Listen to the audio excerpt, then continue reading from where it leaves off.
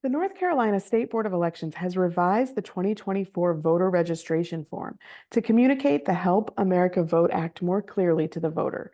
You may continue to use the previous form, making sure that box 3 has either a driver's license number or ID number or the last four digits of the Social Security number.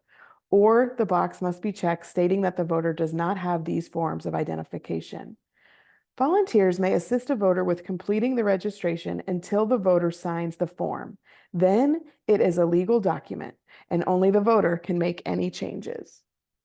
If a voter is not sure of their registration status, you can use vote411.org or ncsbe.gov to check the registration status.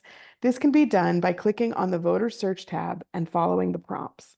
If the voter is listed as active, you can check the address and polling location on Election Day by clicking on the voter's name. A voter may be listed as inactive. An inactive voter is still a registered voter. A voter who has an inactive status will be asked to confirm their address when they appear to vote. No special document is required.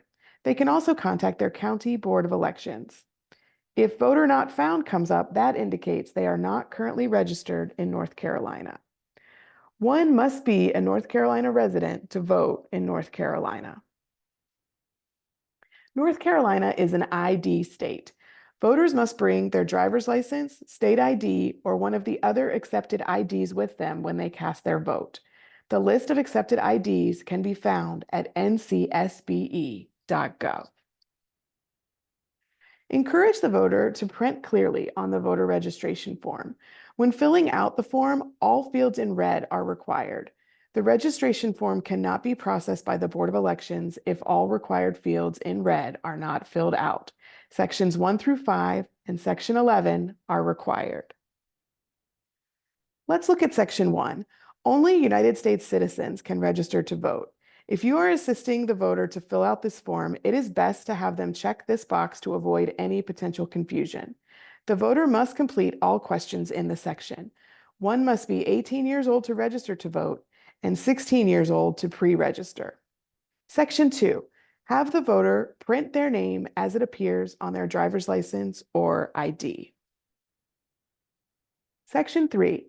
The voter must provide their birth date and either their driver's license or their ID number or the last four digits of their Social Security number. Or they can check the box indicating that they do not have these forms of identification.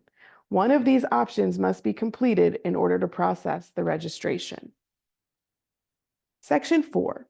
Print the complete address, including apartment or unit number. Make sure this is legible so that the Board of Elections can mail the voter registration card. Section 5. If the voter receives mail at the listed address, then check the box indicating same as above. If they receive mail at a different address, please provide this address so the Board of Elections can send the voter registration card. Section 6. If you are working with people in transition or people who are unhoused, they will need to complete this section. In North Carolina, voters must provide an address where they can receive mail in order to register to vote. Voters can then indicate where they sleep or live by printing streets or crossroads and possibly landmarks. This will allow the Board of Elections to assign a precinct to this voter. Sections 7 and 8 are not required. If the voter does not want to choose a political party, they will be registered as unaffiliated. The civilian voter registration deadline, 25 days before Election Day, is also the deadline for voters to change their party affiliation or unaffiliated status for the next election. If they are updating their registration with an address change, go ahead and have them fill out their party designation again, just to make sure the full record transfers. Section 9. If the voter has moved and is updating their registration, please provide the previous address so that the prior address can be canceled. Section 10. This is optional information, but helpful for the Board of Elections if they have questions regarding the registration. Section 11. Encourage the voter to read this section before they sign the form. If the voter has questions regarding their status after a felony conviction, you can ask if their rights of citizenship have been restored. If they are unsure, they can contact their parole officer to verify their status. Once the voter signs the registration form, it becomes a legal document. It is illegal to copy any information off the voter registration form.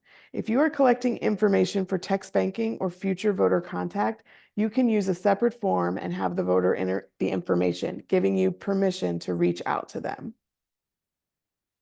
North Carolina is a voter ID state.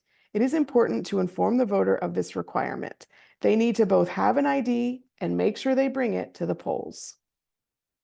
If the voter does not have an ID, they can contact their county board of elections for a free ID that can be used for voting only, or they can contact Vote Riders at voteriders.org/North Carolina for assistance in obtaining an ID. It is important that the person responsible for returning the forms, both complete and incomplete, to the County Board of Elections does so within 2 or 3 days. They can be dropped off or mailed. Do not keep, retain, or store completed or partially completed voter registration forms in any form for any purpose.